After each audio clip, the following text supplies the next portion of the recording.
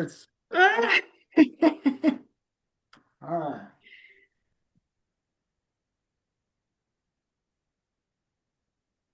Can you see it moving? Did you see the camera move just now? I did, yes.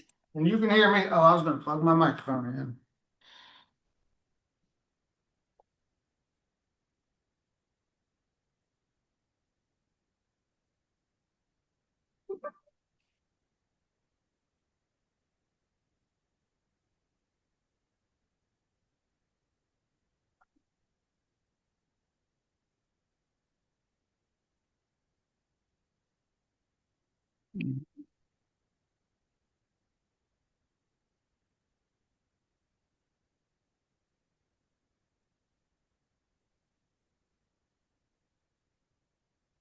It's not cutting on.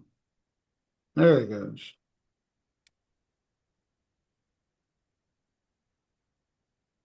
All right, we're good. Okay, good.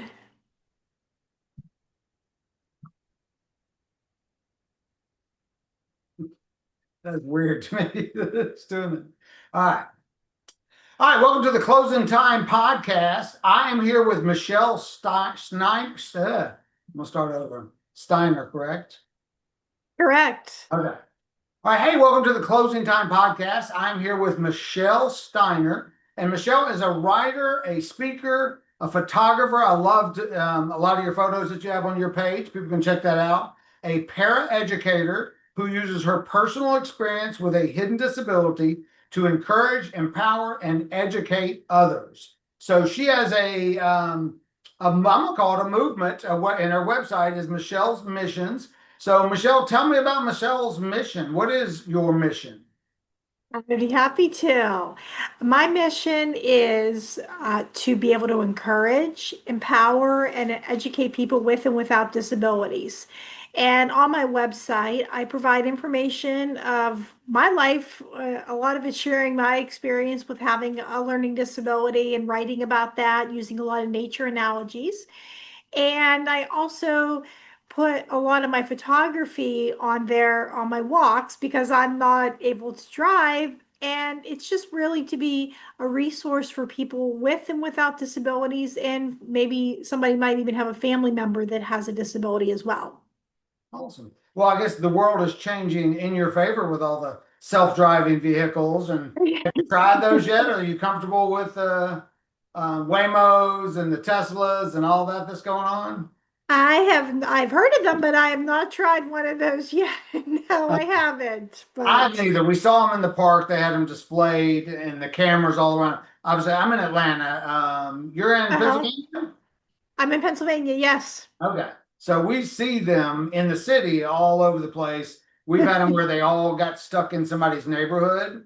They Right. all just kind of pulled up and kind of got trapped blocking each other out in, and they were just driving around a cul-de-sac. So it's funny now, but I think it's I mean the technology's moved so fast. I think it's coming and it'll hopefully be advantageous for you. Exactly. Yeah. You're correct. So today I found this word. I want to talk about the invisible backpack. And what that is we're going to talk about bullying. We're about to start going back to school Mhm. and conversations you can have with your kids, thoughts that they can have, whether they're in elementary school, middle school, or high school. And obviously, I want you to tie in some of your experiences of what are people carrying in their invisible backpack that you can't see? What is going on in their lives that is, whether it's a learning disability, whether it's abuse at home, whether it's financial struggles or they haven't eaten. There's just so many things that we don't know what they're carrying in their invisible backpack that may cause them to act a certain way. And are we compounding that by, calling out those odd behaviors, if you will, or those differences, and maybe not being sensitive to that we don't know what's going on in their lives. So tell us a little bit about your story and how that little analogy that I just made up works. Well, we definitely don't know what a person truly is carrying. And that is one of the things. I work in the school as a paraeducator. And sometimes when students come in, actually with all of them, we don't know what they might be carrying. A lot of times we think we know what's going on, but sometimes there can be abuse. Sometimes there can be a disability. Sometimes it might just be a family problem that they're having at home. And a lot of times our kids just carry this stuff and we don't understand maybe why somebody's acting that way.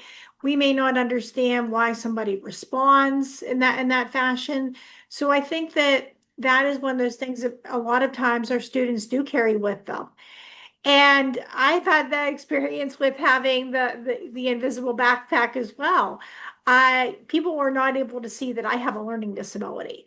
So when people look at me, I I tell them I have a disability, a lot of times they say, "Well, you don't look like you're disabled."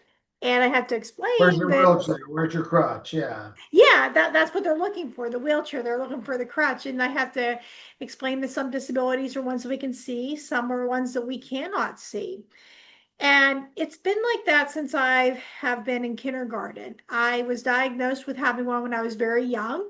I was very fortunate that she caught on that I was having difficulty with math. I had a lot of trouble with tying my shoes, writing my name, and she recommended that I get tested for having a learning disability. And it was sure enough, I have one, and I had to repeat the grade, and I had to go to a different school. And I can remember, it was still a public school in our district, but I had to go and have specialty instruction and also have accommodations. And the really unique thing about, well, I shouldn't say unique, the one thing about my school district that I was at, it was very small, very close knit if you were one of them. And everybody could see that I went to learning support for classes, or if I was in the classroom that I was really struggling. So it was very difficult for me throughout those school years, struggling academically and socially, a lot of bullying, even from a very young age. And as I got through school, it got a lot easier for me academically. I was in all regular ed classes except for math and a resource room, but it really got harder for me socially. And it wasn't until the backpack started to work a little more in my favor whenever I realized I wasn't making a connection with my peers. And I found a group outside of my school district that was an arts group, and these students didn't know me. They didn't go to school with me, so they couldn't see the disability, and I found some acceptance. And I carried that backpack with me after I transitioned out of that group, and I found a writing group for adults. And that's whenever people could start seeing some of that, or I let them know about some of those struggles. And this group got to watch me grow as a writer and a person.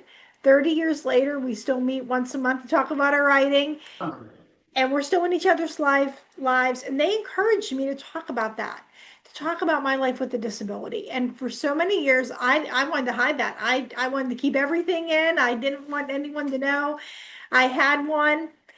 And I put that on the shelf and I wrote some really bad poetry and some other stuff I wouldn't want to share today. And but I heard you speak about how I guess you graduated and you graduated with self-confidence and something that you maybe didn't know that you would ever have. And that could be a big deal because we talk about yours was right, diagnosed, but there right. could be kids with dyslexia. I mean, I don't think we realize the home lives that there could be kids that are dyslexic that their parents aren't paying attention at all. It's not Yeah. diagnosed. Not every school system has the teachers that would even pick up on it. And even if it's not dyslexia, even if it's the math disability that you have, or even if it's a small one, that eats into your self confidence, which could cause you to act out in different ways, whether it's Hmm. misbehaving, or maybe it's just not trying at all and failing, and then you come across as dumb when you're not dumb at all. You just, don't Yeah. learn the same way as other people. Exactly. And that I think that is the big thing. A lot of parents might be hesitant of getting their child diagnosed because they don't want to label them or they don't want them to appear different. But my mom and dad explained my disability to me from the time I was a young child. And from what I was hearing with my peers was far better than what I mean, what I was hearing from my parents was far better from what I was hearing from my peers. And it's one of those things. Sometimes we might look at a student and we think that they they might not be smart, or they don't care. And the point might be, if they're struggling with learning or they're struggling with other issues, we might have a child that might have already has given up, and they might think, well, what is the point of putting forth the work? I'm going to fail a test. I'm not going to do well in the class. I'm not going to be able to get an A on my report card, or I'm not going to be able to be successful. So a lot of times our students don't ask for that support. And sometimes we don't have teachers that can recognize that, or parents that won't recognize that. I know with my work in schools with students, a lot of times we will have students, it's gotten better, that do have disabilities, and they have individualized education plans or a 504 plan if they don't qualify necessarily for a plan with goals, but they still need to be aware of that, of what's going on. But I swear, we will get that kid that'll come in the classroom, and we will wonder why they don't have any kind of services whatsoever. And sometimes they might even test out of that too. But the child still has a disability. So I'm pretty good about going over and recognizing a lot of our students. I can remember there was one in particular had a lot of behavior issues in the classroom, and I would go over when they had a test, and I asked him, I said, can you read this? And he said, no, I can't read it. And I would go over and read the test aloud to him. And I mean, he still had a lot of issues in the classroom, but somebody was really I was trying to go in and to be able to help him as much as possible. And I think some of those behavior issues come when that student is either not identified, or they're not getting the services that they need in the classroom. Awesome. Well, I'll tell my quick little story, and then I Mhm. really want to dive into maybe Mhm. how we can teach our kids to recognize some of this in others, how they can maybe encourage, or how other parents that might Mhm. be listening, how they can advocate. I know that is a big Right. buzzword in the education system, is Mhm. parents and the kids have to learn to advocate for themselves. And really want to talk about bullying and things that we Right. think we all think of bullying from the movies where they're punching you in the face and saying, "Give me your lunch money," or "You're fat, you're ugly, you're that." And there's so many different ways you can be bullied. So, but I to go back to what you said earlier, you were talking about the stigmas and um, of having a disability or whatever. And my son had speech issues. He was just slow to talk and just couldn't. So we had speech therapy. Somebody told us about it, and the county paid for it. And they went to sign us up. And she was like, "Are you sure you want to do this?" I was like, "Why would I not?" Like the way she was asking it was, "Why would I not?" She was like, "Well, this is special education." I was like special ed, yeah. I was like, "Why would I not?" She was like, "Well, there's a lot of parents that will not sign their kids up because it gives them the stigma of special ed." And I was like, "Are you crazy? My kid's struggling to talk, of course." And now my son is top of the class. He's going into high school, and he's in Mhm. all super advanced classes, and just thriving. And that all has to do with it started with the confidence that he got by those speech therapy classes. Because if he would have started kindergarten, first grade, still not able to talk, I'm sure he would have been a little more quiet and probably didn't participate and probably not be where Right. he is. So um, that just to call out that stigma is still out there, and shame on Yes. you parents for not doing what's best for your child because you're worried about a label or whatever. I'm sure there are probably other reasons that I don't know about, but sometimes you got Right. to hear about the result again. So Right. so what about advocacy? Because it sounds like that's what you do. Is you help. How can kids recognize that, or how can parents recognize what's something small that me as a parent can recognize that my son's not just lazy. They're not just not doing their homework or whatever that situation. Because we have issues where our kids just one does everything they're told, it's all easy, and the other one just resists everything. What could be happening that we don't know about? And there's a reason why they're not turning in any signs. One of the first things I would say with parents is to be the communication with your child's school and for the school to be on communicating with the child's parents. I had the privilege of running into one of my first learning support teachers a few years ago, and I had that chance to thank her. And she said, "Well, it was also your parents too." And if my teacher had a concern, she would call the school, or she would my excuse me, she would call home. And if my parents had a concern, they would call the school, and both of them came together to work on my behalf. So I think that was a big factor that somebody can do in school. I also think that another really important factor is having the parents not give up on the child. My mom and dad, we spent lots of long, often tearful homework sessions together, and my mom and dad never gave up on me. And I eventually we came to the point I just had to do the best I could do. That means that I had to go to school, even though I wasn't going to do well on a test or I was having trouble with a peer. I still had to go put forth the effort, but it wasn't expected to be perfect. And I think that's what gave me that permission to not only fall when I needed that, but also to succeed because I knew that there just wasn't that pressure on me. And they really advocated on what was on my best behalf. And they would even ask before I went to a meeting. I didn't get a chance to go to my IEP meetings as students do now, but my mom and dad would say, "We're going to your IEP meeting. What's something that you want us to talk about? What are you concerned with?" And they would I would tell them, and they would bring up those concerns, and then they would get back to me on that. So I think that's a really important thing with families. And I think it's also important to for teachers to recognize maybe if a student is falling behind in a class and to have that open line of communication is so key. I think with students, it's so important that they learn how to speak up for themselves. That is something that I really work with my students on.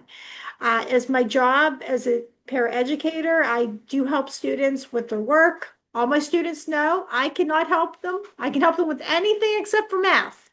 And yeah, like, it's just not going to happen. And a lot of times I'll have a student in the classroom and they are so hesitant about wanting to ask for help because they don't want to be the one that appears like the kid that doesn't know what they're doing, or they might be afraid of the teacher. And I say, "Well, I'll go up with you. Come on, let's go and do that." And I think that's so important that my students learn how to do that because for all of them one day will leave me, and I hope and pray every one of their dreams comes true. But for so many of them, their disability is going to stay. So it's so important that they learn how to speak up for themselves now. And that's been how I've been able to be successful in my life. I've had people that have told me I would never go to college, I would never get my bachelor's degree, I wouldn't be able to have the job that I wanted. And what I had to learn how to do was to state what what my needs are. And once I talked about that and I figured out what services I was going to need and how to get to that place, that's when I started to have the success of my life. And it is really something that never gets easier, but I get better at it every single time I have to speak up for myself. That's awesome. I think we often like I hear that and go, who would ever tell a child you're not going to be able to do this or you can't? Like we think Right. like we have who would have the audacity, but it does happen. It probably It happens a lot does. where adults think that they're helping by giving somebody, hey, let's go ahead and focus over here because you're not going to be able to do that. But I don't know. I'm glad you were able to overcome that. Let's talk about. Mhm. Let's assume that the teacher didn't pick up on the disability, or maybe we Mhm. wouldn't be in this position. So then the child maybe going to the teacher's like, "You're fine, sit down." If you didn't act up, if you paid attention, so maybe they ignore that child trying to advocate. What is their next step? Well, what if a kid really feels like, "Hey, I don't get it because I kind of understand it, but I'm not doing well when the test comes." Like, what is their next step if their teacher? Because there's especially middle school, and I've heard this middle time. Middle school teachers are where teachers go to die. It's like not the best teachers are in middle school, and maybe or they're tired, or maybe just have a bad teacher. What is their next step? They go straight to the principal. I mean, to their mom, to their count. Is there? I guess there are there middle school counselors. I guess there are. But what would you say is They're their right. next step? I would probably encourage them to talk to their parents and just tell them I'm really struggling and I don't understand what is going on. But I'd also recommend that maybe they talk to the guidance counselor about things like that and to really go in and try to get that ball rolling because parents can, but I think it's really important that they talk to their mom and dad because I think getting those testing results, at least getting in with the school and seeing if they have anything that they could possibly do to help or if what the reason is. And if that doesn't seem to give you any results, then there are private pay options outside of school districts that people can do. There's psychiatrists, there's psychologists. I mean, there's the child's pediatrician. The parents can kind of be able to maybe get an understanding of what is going on so we can best help that child. And then mom and dad can go in too and know with the school what their rights are. And that's another really important thing too. If you feel that a parent that has a child with a disability and they're not getting the services that they need, it's really important that there are advocacy agencies that are out there that can help work on the behalf of the child. So I know a lot of this comes back to Mhm. self-confidence, but let's go back to Mhm. the kid again, where how does the kid know that they're not dumb? They just have a disability. Like how do they? Because I know if I'm, and this sounds horrible, but it's just it's if I'm dumb, I'm not going to go, hey, mom, I'm dumb. I can't do this math. You're just going to be quiet and act like it's because I don't turn. You'd rather be called lazy than dumb. I would think most people. So how do Right, they know? What can they tell that? What can a kid know? What can a parent maybe recognize that it's a disability versus maybe that's just not their skill set. Maybe they're just not going to be good at math versus you have a true disability that is fixable or right, accommodatable, if that's even right. worse. I think one of the first things, though, is with having a math disability, a lot of times people are simply bad at math and they don't have a disability, but if they put forth the tutoring, they put forth a lot of the work, they can at least go through the class and get a C or they can squeak by with that. For me, it's a lot more than just being bad at math. Even if you give me a calculator, it's there's still a chance I'll get it wrong. And I think I mean, it's one of those things, just it's not just being bad at it, it's truly having a disability. And that was diagnosed. I mean, that is one of the things they can all agree on whenever they do evaluations that I definitely have a disability in math. But I think one of the first things though, is if a parent finds out that their child is to get it cleared. Maybe their child is just bad at math and might just need to have a little bit of extra support, or just might need a little extra work on that. But if their child has a disability, I mean, they can get a lot of services as well. So I think it's the first thing is if you have any kind of concern, it's just getting that evaluated and seeing, okay, are they just bad at math or is there something else going on that we Who could does that be, evaluation? Who is that a who third usually party does that? company, counselors, The, or well, officially, a psychiatrist can evaluate, but for services in a school setting, you can have the school psychologist can do that to evaluate if for a learning disability. They can go and test that in the school, and it's not necessarily one that you're going to, as an adult, you have to get tested again for that, which I went through, and sure enough, I have, I do indeed have one. But the school psychologist does that. Now, if it's attention deficit disorder, then in most cases, the pediatrician has to write that up as can put it as having that for a school as well. Autism, I believe, is also one that a psychiatrist has to evaluate on. So it depends on the disability too. The best thing is to just ask the school as the, and from the your pediatrician. pediatrician to Yes, recommend mine as well? So, and to clarify for people listening, you know, you keep saying a math disability, and that sounds like me just blaming, whatever. But you have a diagnosed math disability. I believe it has a I name. I've do. listened to a few other your podcasts. Yes, There's a name for it that truly causes you to struggle with math. It's not a, I don't know. right, It's exactly. so it's something that somebody out there could be seeing in their Right. own job. Right. It's actually it's called dyscalculia, But if you will look on the evaluation, it is specific learning disability in math. But that's what a lot of people know is dyscalculia. And it's where I have a lot of difficulty with just how numbers work. And it's a specific diagnosis along with that. I also have limited hand dexterity in both of my hands. We didn't find that out until I was an adult. And then I have visual perception issues in both of my eyes, but it affects my brain, not my eyes. So it's more like my reaction time, my processing speed, not my vision. Now, have you tried GLP-1s? Because they're fixing everything else. I just had I somebody on the know podcast.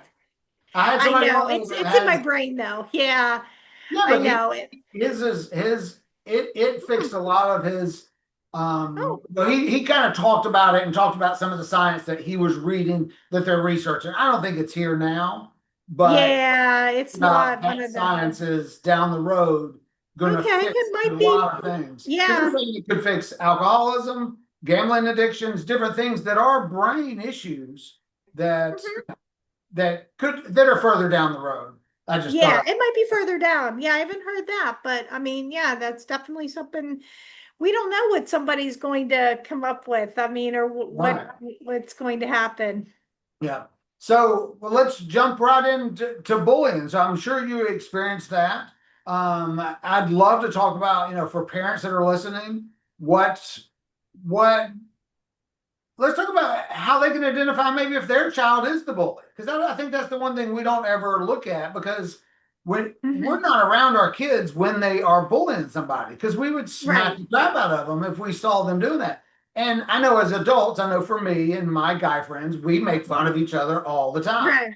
And in some really horrible ways, we are making, but we're really good friends that can take it. And maybe that doesn't translate when you're making fun of a kid that's really insecure about it at school. So how has that affected you? What is maybe something that a parent can identify in their own child or say, or what advice do you have for people that may be dealing with it? Anything you want to address on that?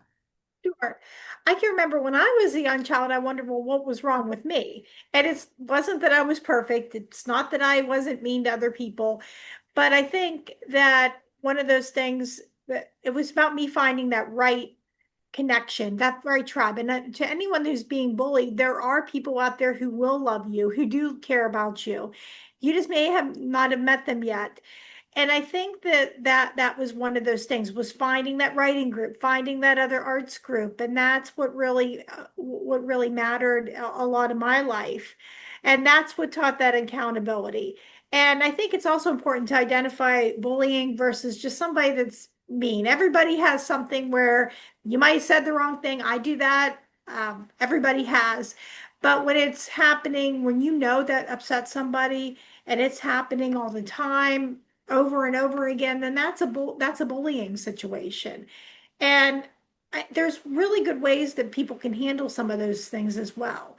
One of the first things to do is if you know that someone's trying to upset you, and I tell this to my students, I work with school age kids, so we see a lot of that. Uh, Sometimes it could be in the lunch table. And that's something I had experience with too. Nobody wanted me to sit with them at lunch, or somebody was really picking on one of my students that I would be working with. So what I would tell the student is, well, you can go report that to the office if you want to. I said, but here's something that you can do in the meantime. If you find that these people are being mean to you, go find another lunch table to sit at. And if they're going to ask you about it, just say, oh, I'm just trying out some different tables. And that really helps too, because that's a real subtle way if the person is just trying to get attention. And that is one of the things I can remember taking that student to the principal.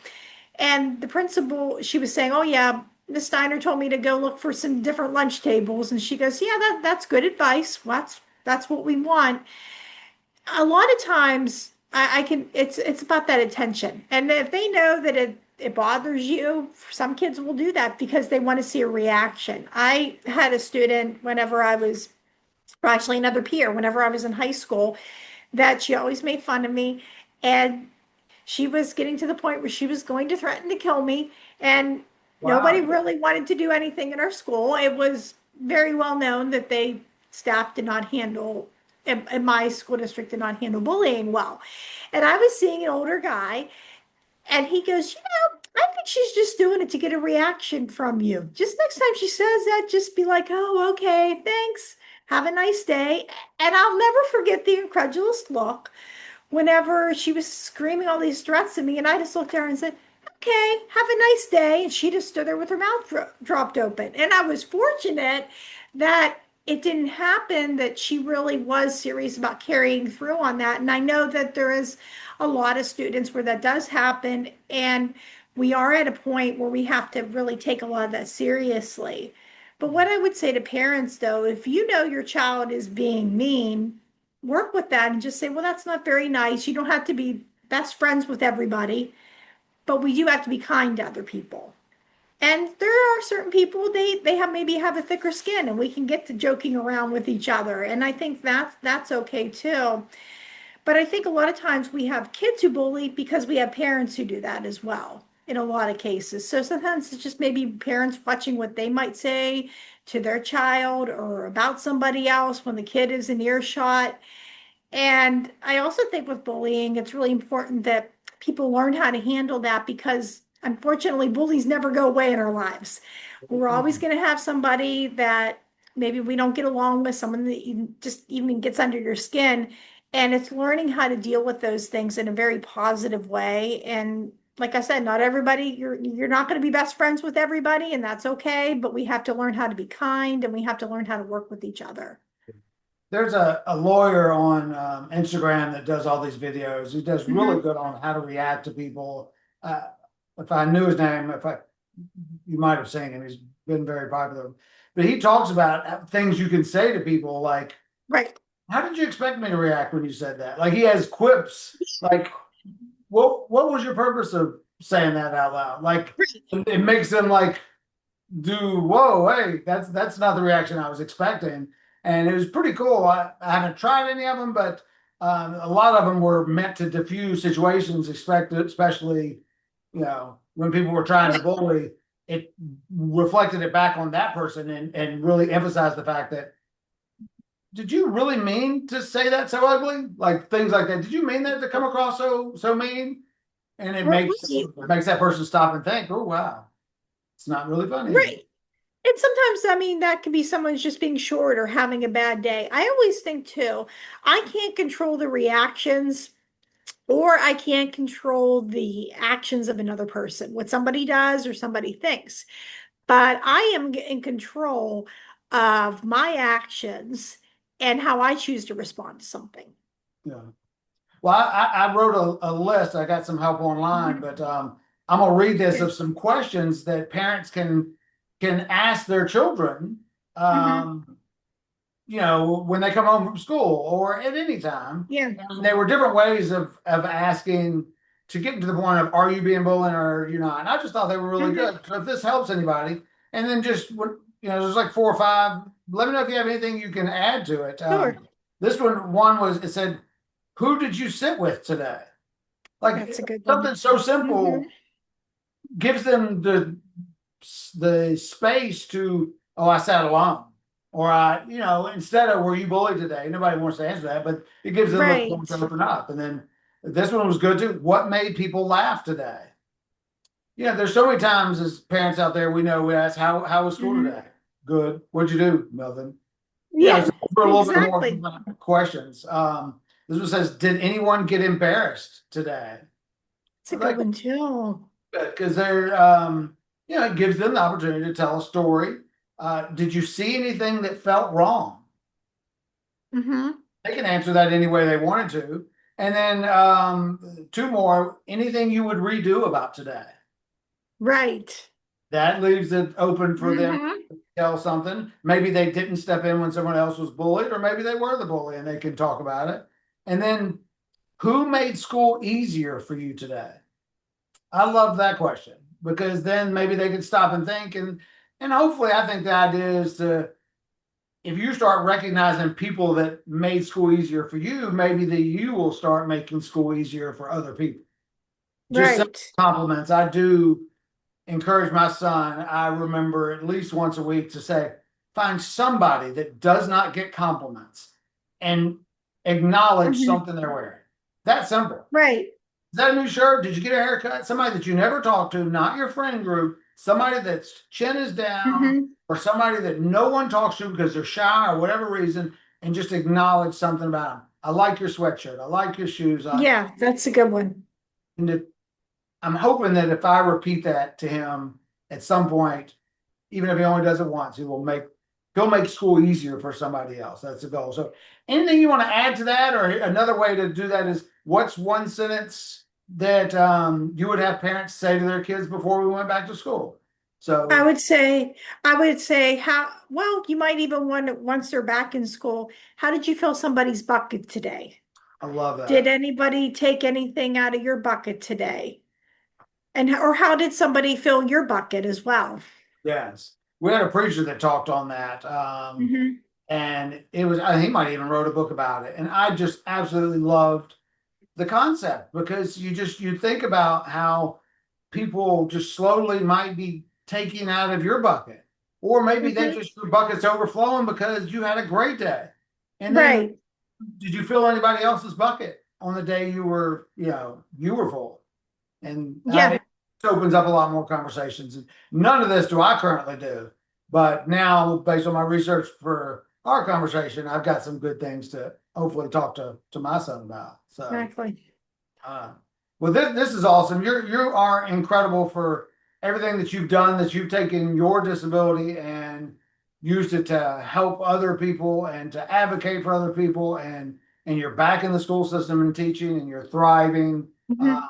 I just love it. So I really appreciate you coming on and talking to me, and I appreciate all that you're doing for other people.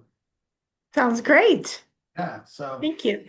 Well, come back anytime. Anything you want to end with? Any things you got going on? Obviously tell us again your website and Sure. You can find me at my blog, www.michellesmission.com. I have a couple writing projects and a couple of um, projects that'll be coming up and some publications that'll be coming up in the future. a lot of podcasts. So your art, I know you publish or post a lot of it on there. Yeah, Is it any of it for sale, or is that just for pleasure and you just like having it?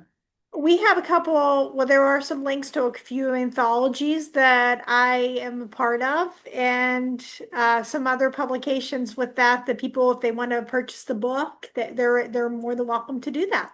Awesome. Well, thank you again. And I encourage everybody out there to be intentional with this Okay. subject, which means being proactive, having conversations with your child, recognizing, Mhm. don't assume that your kid is perfect and don't assume that they're seriously flawed, because it could be something Yep. simple that you can just adjust and change directions and watch them thrive somewhere you never expected. So y'all have a wonderful day. All right. All right. Thank you so much. That was wonderful. A good time, 35 minutes. Yay. You are wonderful. You are a great speaker, and Thank you.